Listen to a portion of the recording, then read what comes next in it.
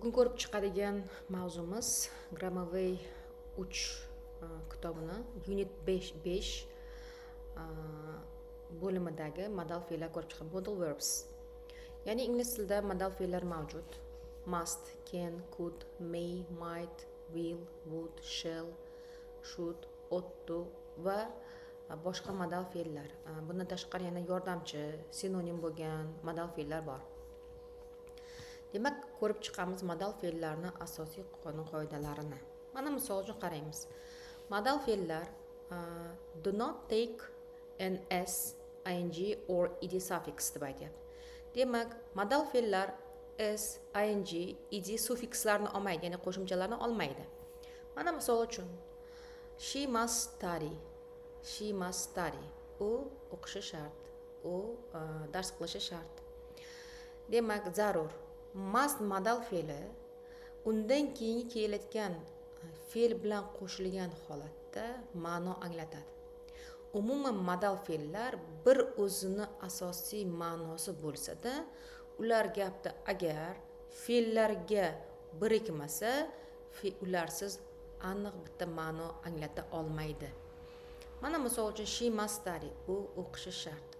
Demak, bizda ingliz tilida he, she, it uchinchi shaxs birlik uchun bizda ulardan keyin kelayotgan fe'llarga s qo'shimchasini olishi shart deb aytamiz. Lekin ayni shu yerda aytayaptiki, must modal fe'li shaxs sonda tuslanmaydi. She must study bo'lmaydi. Chunki ular olmaydi. Tushunarli-a? Demak, ular tuslanmaydi. Qanday bo'lsa, undan keyingi fe'l ham o'z holatida keladi. Demak, aytyapti mana followed by a be infinitive except for ought, which is followed by a to infinitive deb aytyapti. Bu aytyaptiki, bu fe'llar umuman modal fe'llarimizdan keyingi keladigan fe'llarimiz, qo'shilib birikib keladigan fe'llarimiz ing, ed, s olmaydi. Bular ing, ed olmaydi, to olmaydi. Bu yerda be infinitive degan ma'noda o'z holatida keladi, ya'ni fe'lni o'z holati, tusi ham yo'q, ing'si ham yo'q holatda keladi deb aytyapti. Lekin mana bu ought degan modal fe'limiz bor. Mana bu yerda ought to, o'zini tusi bor buni. O'zini родной tusi bor. Ought to. Undagi to ought-ga tegishli, listen-ga emas. She ought to listen to music. Ought to bu yerda listen-ga tegishli emas, ought-ga tegishli bo'lgan. Men aytmoqchimanki, masalan, she must to study bo'lmaydi, she must study. Bu yerda ham to kelayotgan sababi ought to ga kerak degan ma'noda keladi. Demak, qaraymiz. Modal fe'llarimiz savol qilinayotgan paytda yoki savol qilinayotgan paytda o'zlari savolda qatnashadi, notni ham o'zlari qabul qiladi. Chunki ular harakatli yordamchi fe'l, ular mustaqil yordamchi fe'llar hisoblanadi. Ya'ni ular savolga ham sakrab chiqadi. Masalan, I can talk to you. Men sen bilan gaplasha olaman, misol uchun. Misol uchun, can'ni oldingacha can I talk to you? Sen bilan gaplashsam bo'ladimi? degan ma'noda bo'lyapti. Savolni can'ni o'zi chiqyapti. Mustni o'zi chiqadi, may'ni o'zi chiqadi. Misol uchun, will'ni o'zi, would'ni o'zi chiqadi, shall'ni o'zi chiqadi. Ya'ni notni ham bu degan oldinga qaysidir fe'l, qaysidir yordamchi fe'l oldinga chiqsa, notni ham o'zi qabul qiladi. Ya'ni he couldn't speak. U gapirishni bilmas edi. Demak, he mana could notni o'zi qabul qilyapti. Demak, tushunarli deb o'ylayman. Modal fe'llar mustaqil yordamchi fe'llar hisoblanadi. Ular oldinga savol qilish uchun o'zlari chiqadi, oldinga chiqdi degan notni ham o'zi qabul qiladi degani. Demak, odatda deb aytyapti, ular deb aytyapti va ularda hech qanaqa zamoni yo'q deb aytyapti. Masalan, kelasi zamonni masalan qaraymiz. You can call now. Sen hozir telefon qilishing mumkin. Hozirgi zamonda you can call tomorrow. Sen ertaga telefon qilishing mumkin. Ikkalasini ham can hech qanaqa bu will'lar bilan bermadik. Bu hozirgi zamon bo'lsa, bu kelasi zamonda ham berishimiz mumkin ekan. Now bilan tomorrow ikkalasini ajratib turadi. Demak, ko'ramiz must modal fe'li qaysi holatlarda kelar ekan. Demak, must modal fe'li kuchli zaruriyatda, kuchli majburiyatda ishlatamiz ekan. Obligation, necessity, duty, ya'ni siz u narsaga zarur, siz bo'ysunishingiz kerak qonuniyatlarga zarur degan ma'noda. Ya'ni u must qil, sizga shart zarur qilishing deb biron narsani must bilan beryaptimi? Demak, u siz u ishni qilishingiz shart. Misol uchun you must drink deb sizga mana shu ichimlik ichishing shart, zarur deb berayotgan bo'lsa, demak siz uni ichishingiz shart. Agar ichmasangiz orqasidan bironta negativ narsa bo'lishi mumkin degan maqsadda. Mana misol uchun mana qaraymiz. Must degani it is your duty to do something. Sizni biron narsani qilishingizga bu sizni burchingiz deb aytadi. Burch, vazifa. You are obliged to do something. Siz biron narsani qilishga majbursiz deb aytayapti. Demak, misol uchun qarang, mana svetoforda qarasak, sizga must bilan beryapti. You must stop when the traffic light is red. Ya'ni siz to'xtashingiz kerak svetofor nimasi qizil yonganda. To'xtamasangiz nima bo'ladi? To'xtamasangiz siz borib boshqa mashinaga urilasiz yoki shtraf yoziladi, radarga tushasiz, xuddi shunaqa narsa. Demak, orqasidan qil deb must bilan berilyaptimi? Bu kuchli zaruriyat, kuchli responsibility. Demak, siz qonunlarga bo'ysunishingiz shart degan ma'noda must keladi. Demak, prohibition degani kuchli taqiq. Prohibition kuchli taqiq. Demak, kuchli taqiqda siz biron narsani qilma desa qilsangiz agar, demak siz qaysidir qonuniyatni buzayotgan bo'lasiz. Misol uchun mustn't bilan can't bilan berishimiz mumkin ekan. Kuchli taqiqlarni mustn't bilan can't bilan bera olamiz ekan. Demak, mana qaraymiz, mustn't bilan can't, it is forbidden to do something. Biron narsani qilish taqiqlangan degan. You are not allowed to do something. Biron narsani qilishga senga ruxsat yo'q degani. It is against the rules, yoki law degani siz bu qonunga qarshi, qoidaga qarshi degani. Misol uchun mustn't dedimi, qilma dedimi, qilmasligingiz shart. Agar qilsangiz, demak qanaqadir orqasidan negative consequences keladi. Misol uchun you mustn't park here. Ya'ni sen bu yerda parkovka qilishing mumkin emas, chunki bu yerda no sign turibdi. Ya'ni yo'q, mumkin emas degan qoida turibdi. You can't park here. Ya'ni sen bu yerda parkovka qila olmaysan.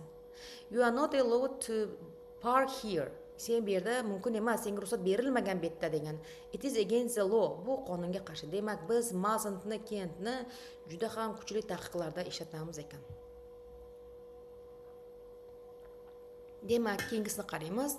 Ya'ni biz must'ni mana strong advice, ya'ni kuchli maslahatda beramiz ekan. Must'ni maslahat berish ma'nosida, demak kuchli maslahatda beramiz ekan. Misol uchun must, I strongly advise you to do something. Men senga kuchli maslahat beraman. Bunga amal qil, majbursan, qilmasang bo'lmaydi deb kuchli maslahat beradigan. Masalan, maslahatlarimizdan turlariga ko'ra bir ko'rinib qo'y, bir vaqt topganingda vrachga borib ko'rinib qo'y deyish bor, lekin bormasang bo'lmaydi, bor, o'lib qolasan desa must bilan beradi. Mana misol uchun ona farzandiga aytayapti, you must behave yourself at school. Sen o'zingni yaxshi tutishing kerak maktabda deb aytayapti. Yaxshi tutmasa nima qiladi? Qonun qoidadan buzgan bo'ladi, o'qituvchilardan gap eshitadi, maktab qonuniyatini buzgan bo'ladi. Demak, bu e'tibor bersalaring must bilan mustn't qaysidir qonuniyatlarimizga bo'ysungan holatda beriladi. Ya'ni siz qil degan narsani qilasiz, qilma degan narsani qilmaysiz. Ya'ni buni orqasidan qil degan narsani qilmasangiz ham, qilma degan narsani qilsangiz ham orqasidan ya'ni salbiy oqibatlarga olib keladi degani.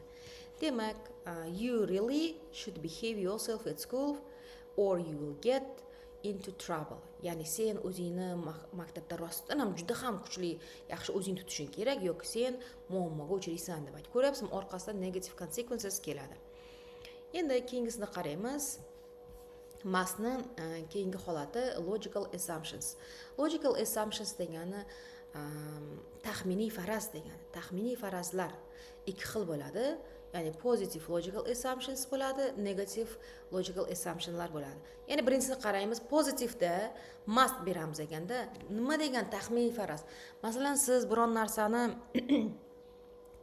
bilib turib aniq betda mustni zarur degan ma'nosi yo'qolib mumkin degan ma'noni bildiradi. Demak, mumkin degan ma'nosida bu taxminiy farazda kuchli taxmin. Demak, buni foizi juda ham baland bo'ladi. E'tibor bersanglar, mustni o'zi modal fe'llar ichida kuchli foizga egada. Aynan mana shu taxminiy farazlarda ham ehtimoliy ishtimalarda ham shu bo'lsa kerak deb aytamiz-ku, taxmin qilamiz. O'sha taxminda siz aniq bilib turib, siz 100% o'zingizga ishonchingiz komil bo'lsa, o'sha holatda must ishlatasiz. Mana misol uchun qaraymiz. Mustni I'm sure misol uchun deb ishlatishimiz mumkin. Men aminmanki degan ma'noda ishlatamiz ekan. yoki I am certain, men aminmanki, men aniq bilaman degan ma'noda-da. Misol uchun qaraymiz. Ana ko'raylikda. Mana rasmda qarang. Ota-ona turibdi va yonida bolasi. Siz nima deb aytasiz? Bolaning yonidagi odamlar uni ota-onasi aniq bo'lishi kerak, bo'lishi mumkin deb aytasiz, chunki siz ko'rib turibsiz, boshqacha bo'lishi mumkin emas deb aniq taxmin qilganingizda siz mustni ishlatasiz. Misol uchun, they must be the boys' parents. Ular bolaning ota-onalari bo'lishi kerak. Nima shunaqa deb o'ylayapsiz? Chunki ular haqiqatan kulib bobo enasiga o'xshamayapti-ku, to'g'rimi? Masalan, qari bo'lsa agar siz aytishingiz mumkin ediki, ota-onasi bo'lishi mumkin emas deb boshqa holatda Kent bilan berishimiz mumkin. Demak, biz aniq ko'rib turibmiz, shuning uchun biz uni must bilan beramiz. They must be the boys' parents. I'm sure, men aminmanki, they are the boys' parents. Men aminmanki, ular bolaning ota-onalari degan gap bilan ikkalasi bir xil narsa. Demak, ko'rib amin bo'lib turgan narsamizni taxminiy farazda aytsak agar, unda biz must bilan beramiz. Demak, for negative logical assumptions, we usually use can't. Ya'ni biz shunday emasligini aniq bilib turgan holatda aniq men bilaman u emas, aniq bilaman u emas deb aytsangiz, 100% amin bo'lsangiz, shu narsa shu qilingan ish harakat kimdir tomonidan emasligini, ya'ni inkor ma'nosida kelayotganda siz uni can't bilan berasiz, must bilan emas. Demak, qaraymiz. They can't be the boys' grandparents. Ular bolaning babushka dedushkasi bo'lishi mumkin emas. Mumkin emas deb aytadi, shunda can't bilan berasiz. I'm sure, men aminmanki, they are not the boys' grandparents. Men aminmanki, ular bolaning bobo dedushkasi emas, babushka dedushkasi emas degan ma'noda kelyapti. Demak, tushundik deb o'ylayman. Aniq taxminiy farazlarda biz must bilan beramiz, mumkin degan holatda, mumkin emas u deb taxminiy farazlarda 100%lik holatida biz can't deb beramiz. O'sha u qarangda bolalar. Mana misol uchun bir kishi bilmaydi-da, ikkinchi inson aniq o'zini taxminiy farazlarini foizlari kuchli bo'lsa must bilan beradi. Yoki aniq o'sha emasligini bilsa can't bilan beradi. Lekin boshqa inson uni bilmay tursa, u bularni ishlatish shart emas, chunki uni fikr boshqacharoq bo'lishi mumkin. Uni ishonishi pastroq bo'lishi mumkin. Ular boshqa modal fe'llar bilan ishlatiladi. Demak, qaraymiz. Must can only be used to talk about the present or near future. Ya'ni must deb aytib, modal fe'li hozirgi zamon va yaqin kelajakda haqidagi holatlarda aytayotganimiz ishlatiladi. Demak, biz deb aytyapti, have to ni ishlatamiz deb aytyapti. Biz have to ni qachon ishlatamiz? Have to ni ishlatishimiz uchun boshqa bizga zamonlar kerak bo'lsa have to ni ishlatamiz. Have to esa must modal fe'lini sinonimi hisoblanadi. Misol uchun o'tgan zamoni had to bo'ladi. I had to work late yesterday. Kecha men juda ham kechgacha ishlashim zarur edi, kerak edi. Men deb aytaman bolalar, u ishlashi kerak edi kechgacha. So he didn't go to the party. Shuning uchun u partiyaga, vecherinkaga bora olmadi bo'lyapti. Demak, bu o'tgan zamonni berayotganimiz uchun biz have to ni o'tgan zamoni had to ni beryapmiz. Demak, keyingisini qaraymiz. Present simple da must ishlatilar ekan, have to ishlatilar ekan. Buni ham hozir ko'rib chiqamiz. Qachon must, qachon have to. Past simple da had to ishlatamiz. Present perfect da have had to, has had to ishlatamiz. Future simple da must bilan will have to ni ishlatamiz ekan. Demak, keyingilarni ko'rib chiqamiz.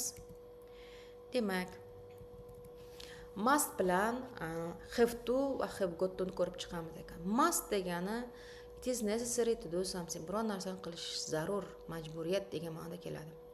Demak, must modal fe'lini biz yana qachon ishlatamiz ekan? Must modal fe'lini o'zingiz uchun bironta qaror qabul qilganingizda ishlatishingiz kerak ekan. Mana misol uchun o'zingiz uchun o'zingiz qaror qabul qilsangiz, mana misol uchun o'tirib turib, mana bola o'ziga o'zi qaror qabul qilyapti. I must find a hotel to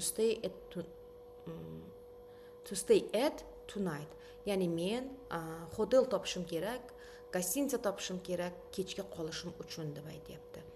Demak, bu yerda must modal fe'li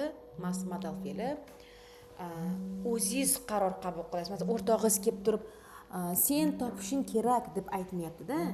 Bu yerda o'zi aytayapti. Men topishim kerak deb aytayapti. O'zi uchun zarur topishim kerak, topmasam ko'chada qolib ketaman degan ma'noda o'zi uchun qaror qabul qilsa, must modal fe'lini beramiz ekan.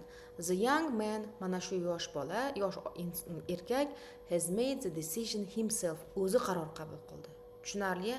Qachonki biron narsani qilishda o'zingiz qaror qabul qilsangiz, must bilan berasiz ekan. Endi have to modal fe'lni sinonimi hisoblanadi. Bu ham it is necessary to do something degan. Bu ham biron narsani qilish zarur, kerak degani. Lekin have to ni aytayaptiki, we use have to when somebody else other than the speaker has made the decision. Ya'ni insonni o'zidan boshqa inson unga qarorni qabul qilib bersa, hozir aytganimdek. Mana misol uchun mana bu erkak aytayapti. I have to wear a uniform at work. Men ishda uniforma kiyib yurishim kerak deb aytayapti. Nima uchun aytayapti? U o'ziga o'zi qaror qabul qildimi? Men mana shu ishga kirsam, agar mana shu uniformani kiyib yuraman deb o'ziga o'zi qaror qabul qilib bermaydi. Uni qonun qoidasi, o'sha hospitalni o'zini qonun qoidasida shu uniformni kiyish kerak. Ular qarorni u uchun qabul qilib bo'lishga, u qarorga, qonunga bo'ysungan holatda birovni qaroriga bo'ysunyaptimi? Demak, bu have to bilan o'ziga aytayapti. Tushunarli? I have to wear deb aytayotganning sababi chunki u buni kiyaman deb qaror qabul qilmadi. Agar o'zi hospital ochsa, men hospital ochsam, agar men o'sha yerda qizil uniforma kiyib yuraman deb qaror qabul qilsa, must bilan beradi. Chunki qarorni u qabul qilgan bo'ladi. Demak, mana aytayapti, somebody else has made the decision. O'sha qarorni boshqa bitta inson ishlab chiqqan, yaratgan deb aytayapti. Demak, questions and negations with have to are formed with do, does, did. Deb aytayapti, have to ni deb aytayapti, savoli, inkori, have to ni ham do, does, did bilan bo'ladi deb aytayapti. Must va have to ni farqi shundaki, savolda farqi shundaki, mana qaraymiz. Holat berilyapti. Misol uchun must oldinga tushsa, must I do my homework now? Demak, must bilan savol berayotganda shuni qilishim shartmi hozir degan, zarurmi shuni hozir qilishim? Shuni qilmasam bo'lmaydimi degan ma'noda kelyapti-da. Shartmi? Mana qarangda, bolachaning basharachasida norozichilik berilib turibdi-da. Ya'ni ichida aytayapti, qani edi shu yo'q desa-ya, qilmasam. Demak, qandaydir must qilganingizda shu kuchli zarurmi shuni qilishim degan ichida yo'q deyishini kutganday xuddi. Demak, the boy wants to know whether his mother insists on his doing his homework right away. Demak, onasi majburlayaptimi, yo'qmi uni? Shuni bilish uchun onasidan so'rayapti. Tushunarli? Demak, must deb so'rayotganda zarurmi, qilishim shartmi shuni?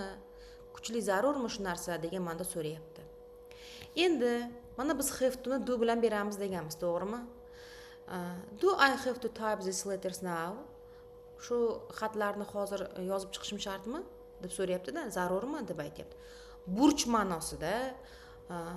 ma'nosida siz o'zingiz mana burchi sifatida buni hozir qilishim kerakmi deb bu yerda hech qanaqangi yo'q deyishini kutib yo boshqa narsa, prosta majburiyat burch sifatida so'raganda biz do have to bilan beramiz ekan. Demak, mana aytyapti, the secretary wants to know whether it is necessary for her to type the letters right away. Ya'ni sekretari xohlayapti bilishni, hozir qilishi shartmi, hozir zarurmi mana shu xatlarni qilishni. Tushunlaringlar, demak bu burch sifatida so'rayapti. Bu esa zarurmi, yo'qmi deb bilish maqsadida so'rayapti. Xuddi-ku zarur emas desa agar bu qilmay qo'yaversa deganday. Demak, have got to'ni biz have to bilan ikkalasi ma'nosi bir xil. Demak, qaraymiz, have got to has the same meaning as have to. Xuddi have to dek bir xil ma'nosi bor, and it is usually used in everyday speech. Kundalik so'zlashimizda ishlatamiz.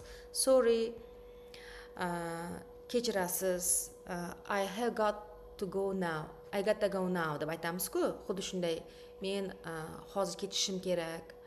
My bus leaves in a few minutes. Meni avtobusim bir necha daqiqalarda ketadi.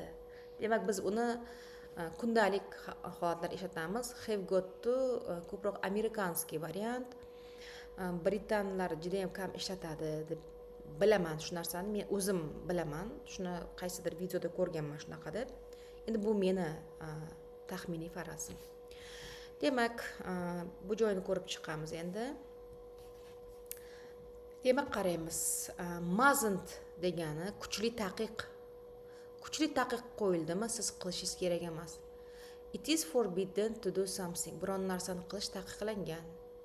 You are not allowed to do something. Sen biron narsani qilishingga ruxsat berilmagan. We use mustn't to express prohibition. Ya'ni biz mustn'ni ishlatamiz, mumkin emas degan modal fe'lni ishlatamiz, express prohibition degan taqiqni ifodalash uchun. Ya'ni misol uchun mana ikkalasi ketyapti. They mustn't play on the railway track. Ya'ni ular temir yo'lida o'ynashlari mumkin emas. Bu taqiqlangan, qonunga qarshi degani mustn't dedim. Demak, ular qilishi mumkin emas. O'ynasa agar poyezd urib ketishi mumkin. Demak, u yerda ham rasmga olib oladigan radarlari bo'ladi o'zlarini, rasmga olib olishlari mumkin, shtraf to'lashi mumkin. Playing on the railway track is forbidden. Ya'ni o'sha temir yo'lni ustida o'ynash taqiqlangan deb aytyapti. Menimcha tushunlaring shekilli. Endi needn'tni ko'ramiz. Needn't bilan needn't degani it isn't necessary to do something. Needn't degani biron narsani qilish shart emas degani. Mustn'da kuchli taqiq bo'lsa, needn't shart emas deganida.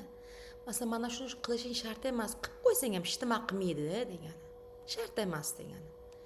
Demak, shart emas degan holatda needn't ishlatamiz ekan. Bundan tashqari biz aytyaptiki, don't need to bilan doesn't need to ishlatamiz ekan yoki don't have to bilan doesn't have to ishlatamiz ekan. Bir xil narsa ekan ikkalasi. Xuddi shunaqa for the same purpose. Ya'ni bir xil o'sha maqsadlar ishlatamiz ekan. Misol uchun the farmer needn't buy any eggs.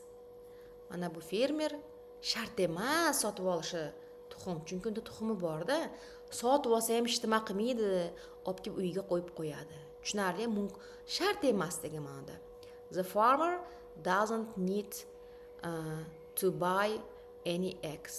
Ya'ni shart emas degan ma'noda kelyapti. Yoki the farmer doesn't have to buy any eggs. O'sha bir xil ma'noni bildiradi, hammasi shart emas degan ma'noda. It isn't necessary for the farmer to buy any eggs. Fermerga shart emas boshqa tuxum sotib olishi. Demak, endi bir o'zlaring mana bu birinchi mashqni bajarib ko'ringlar. Mustn't bilan, needn't bilan va don't have to bilan ishlatib ko'ringlar. Misol uchun, birinchisini qaraymiz. Shall I help you with your shopping? Seni shopping qilishingga yordam berayman desa, no, you needn't. Shart emas. Yoki no, you don't have to. Shart emas qilish. Bir xil ma'noni bildiradi. I can manage by myself. O'zim qila olaman, o'zim uddalay olaman degan ma'noda kelyapti. Ikkinchisini qaraymiz. You, sen o'ynamoq, futbol inside the house, uy ichida. Demak, sen futbolni o'ynashing mumkinmi? Shart emasmi? Kuchli taqiqmi? Menimcha futbol o'ynash uyda taqiqlangan. Bu qonunlarga qarshi o'zimizni uyni ichki qonuniyatlariga qarshi. Shuning uchun biz buni you mustn't play football inside the house. Nima uchun? Agar o'ynasa oynalarda idishlar sindirish mumkin, uyga putur yetkazish mumkin. Demak, I'm sorry, I will go outside. Ya'ni men ko'chada o'ynayman. Do you want anything from the supermarket? Supermarketdan biror narsa olib kelishim xohlaysanmi deb aytdi. No you, yo'q. Get me anything today. Shart, demak, hozir ko'ramizda olishing kerak bugun. I'm going out myself later. Kechroq o'zim bormoqchiman degan gap bor ekan bizda. Demak, shart emas deb aytadi. No you needn't. No you don't have to. Demak, keyingisini qaraymiz. You be late for work tomorrow morning.